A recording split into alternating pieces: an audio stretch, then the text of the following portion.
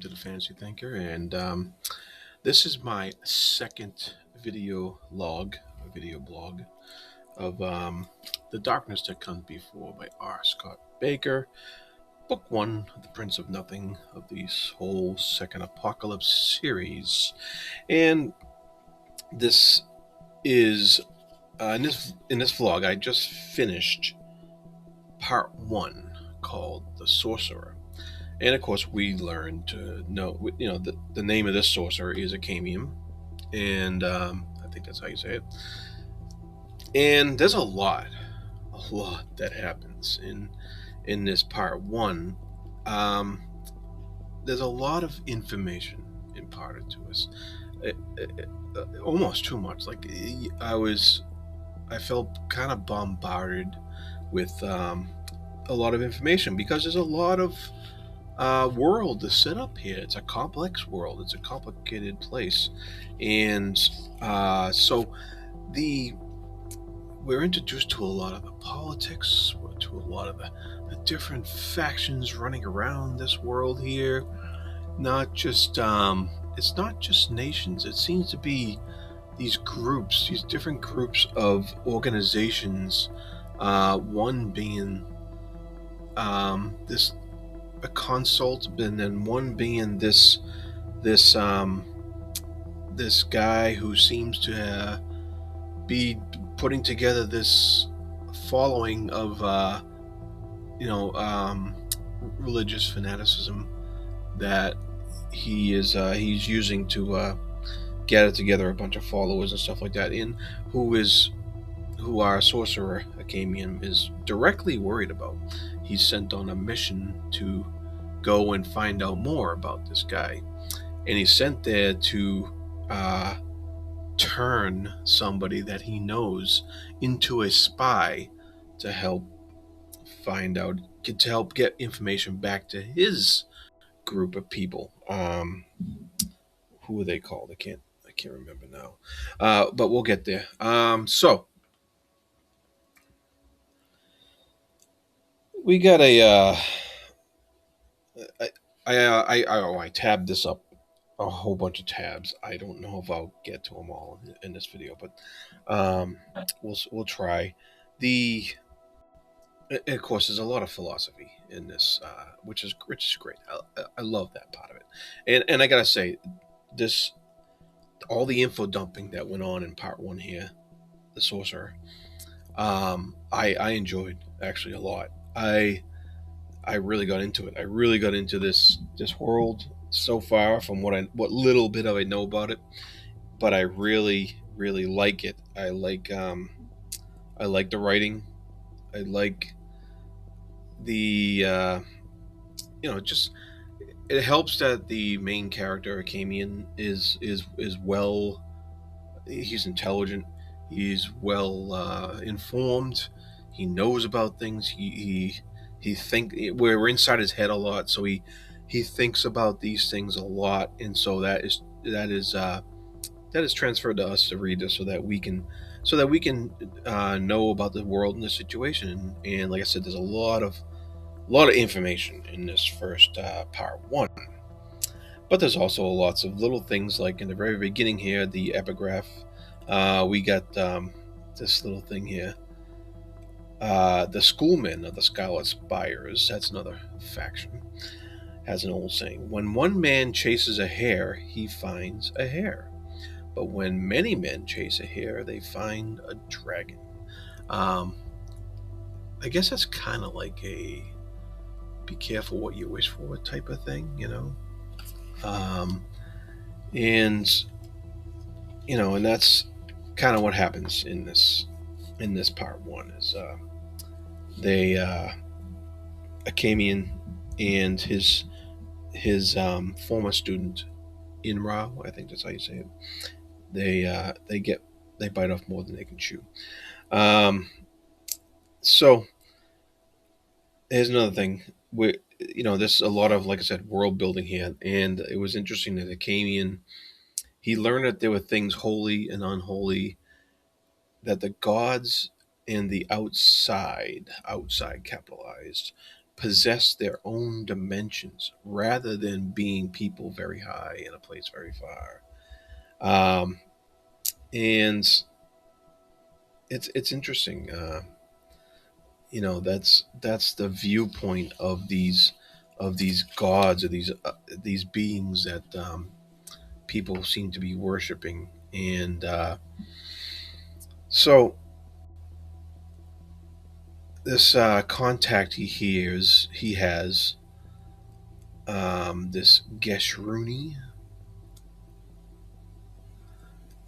tells him about the coming war.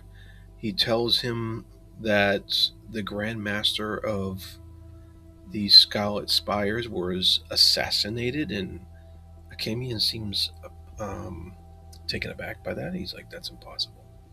Uh, in the inner sanctums of the spires themselves. So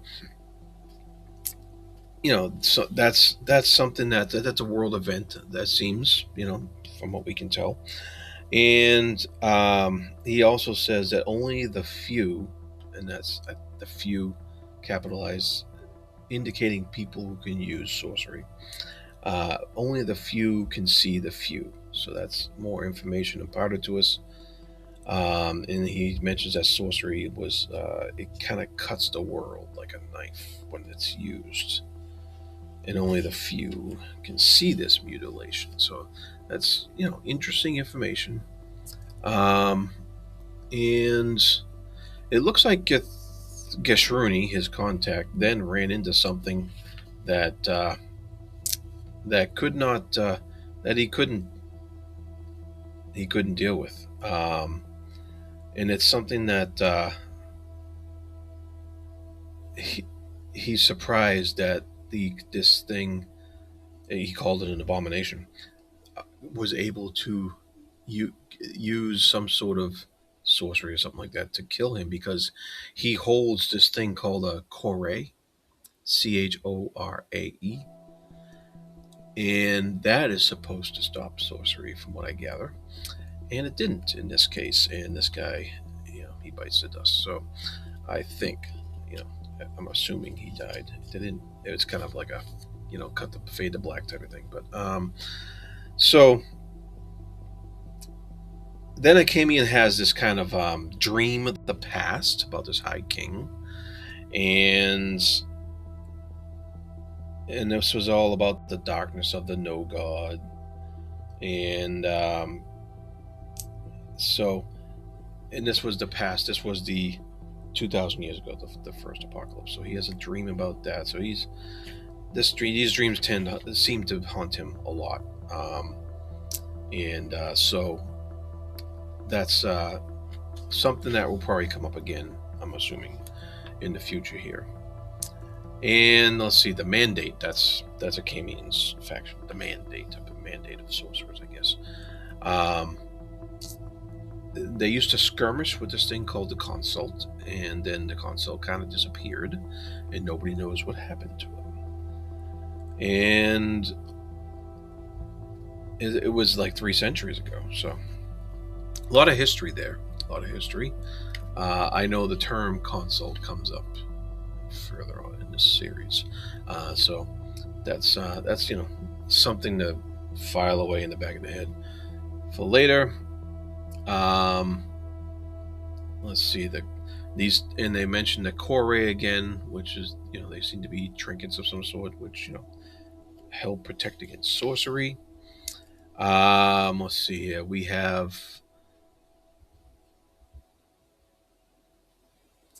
nice little thing of a nice little philosophizing going on here. The more crowded the concerns of the present, the more difficult it became to see the ways in which the past portended the future. That's some pretty hefty advice there. That is how we are doomed to repeat the mistakes of the past, because we're so concerned about the present right in front of us. It kind of gives us tunnel vision that we forget about everything else. Forget about the possible ramifications of the future. Forget about how the past may have taught us to avoid those ramifications. Yeah. nice stuff. Um, and he's talking about Inrau. I'm not sure how you say that. I'm sorry about that. And he uh, he says he describes Inrau, forgiveness preceded rather than followed transgression. Do what you will, his eyes said, for you are already forgiven. So he has a very, he loves Inrod. It was his former student, and he really loves him. And he has a very high opinion of his character. He has a higher opinion of Inrod's character than he does of his own, most definitely. And as we go through the book here, he tortures himself over the fact that he needs to use this guy, his former student, to achieve his ends that his master set him forth for. So, and that was, let's see, this guy. Oh yeah, so then we get to the part where his masters, Natsura, um, and there's somebody else too, Simas, I think, are Akamian's kind of bosses, and those are the ones who are setting Akamian out to go to this other place in Sumna. He was not there previously. Previously, he was in at Atiersis. these names, I'm telling you. Okay, so yeah, Akamian's sent on this thing. Here we go. Here, so he's going to see this guy Mathanet, who's the one who's raising, who's preaching this coming holy war. And this guy, he says again why this guy Mathanet should be so feared. To possess this momentum was disease enough, but to be a carrier, there was pause for thought. Mathanet carried a plague whose primary symptom was certainty. I like that. That was an excellent little nugget of turn of phrase there. I like that. So he's going there to get them, yeah. And so let's see here. Uh, he's talking to yes. So he's talking about how he's comparing himself to this man and how he views the world, and he expects the mythic to raise him up to exalt his every act, and instead he feels set adrift. And he says, "Detachment enlighten no one." So he does. He's quite a doubter, this Akamian guy, and he thinks because he kind of knows that sorcery in itself is a cancer on the world, even though he wields it when he needs to. We find out that he does have a past, and he has done some horrible things with sorcery. We find that out, and he says, let's see here.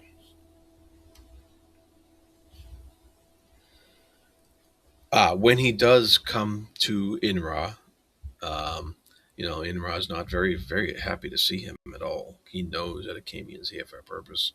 It's kind of interesting because why doesn't Inra just refuse him? But the love is returned, and as was said earlier, Inra forgives ahead of time, and so um, even though Akka, he calls him Akka, it's kind of a term of endearment, shortening of his name, nickname, and even though Akka promised him to let him go and do his thing, uh, the world had a way of a habit of breaking the back of Akka's promises, and thus he does.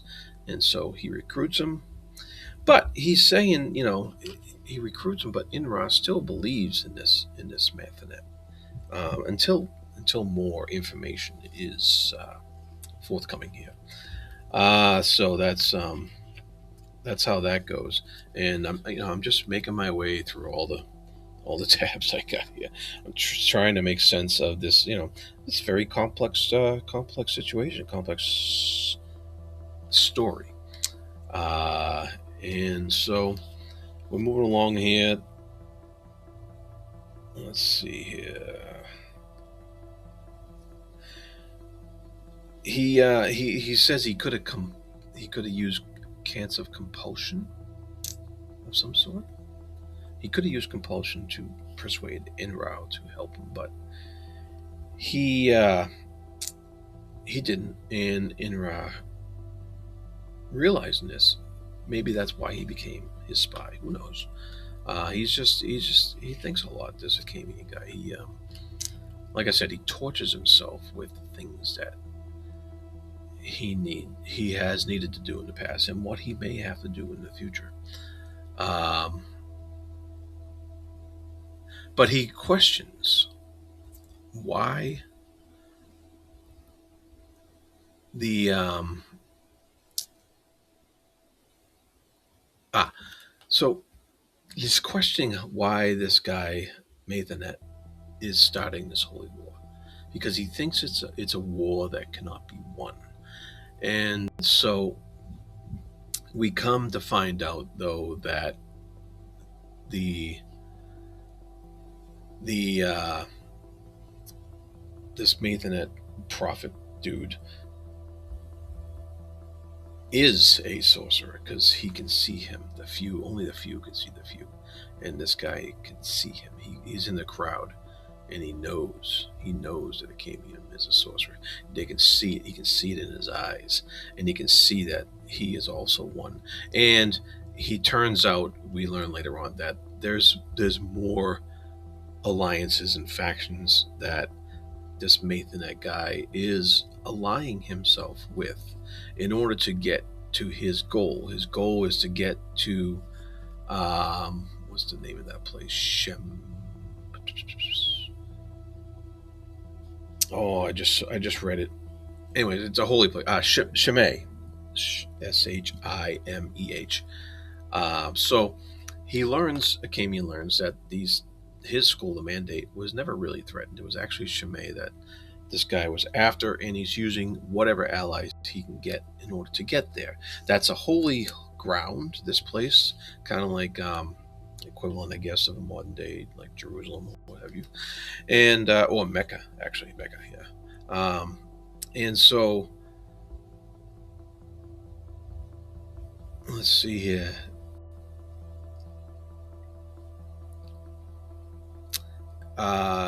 The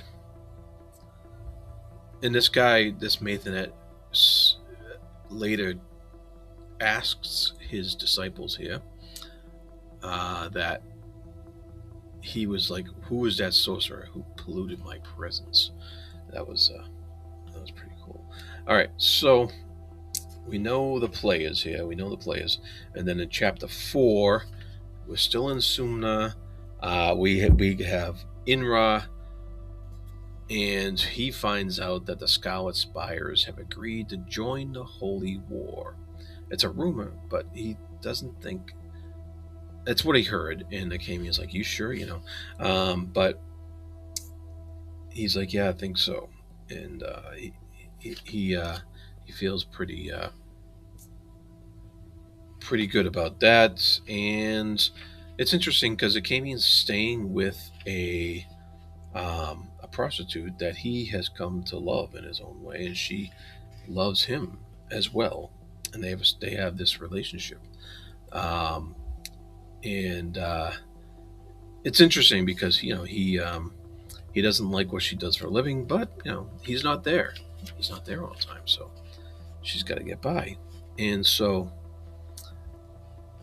they discussed the whole situation with Mathanet amongst them, kind of a three-way team there. And finally, in let's see here.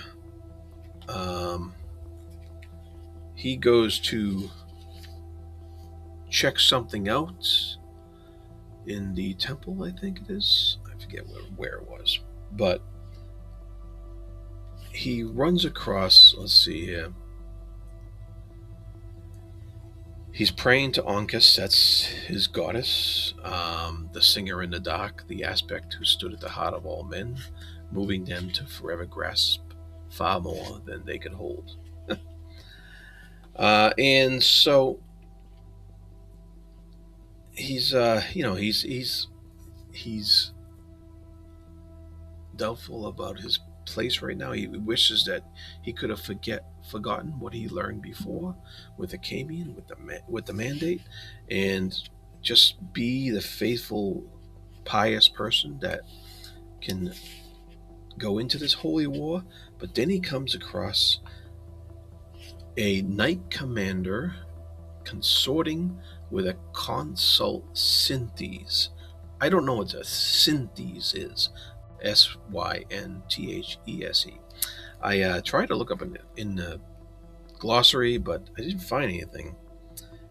So I'm very confused about what that is, but it's not anything good because this guy discovers him, and they're talking like conspiracy here, and then Inra, in the old name, even wearing the shell, I can show you the Agony's mandate fool. So there's something inhuman here about one of these, about one of these things, because lights like 1,000 hooks lance from the Synthes' mouth.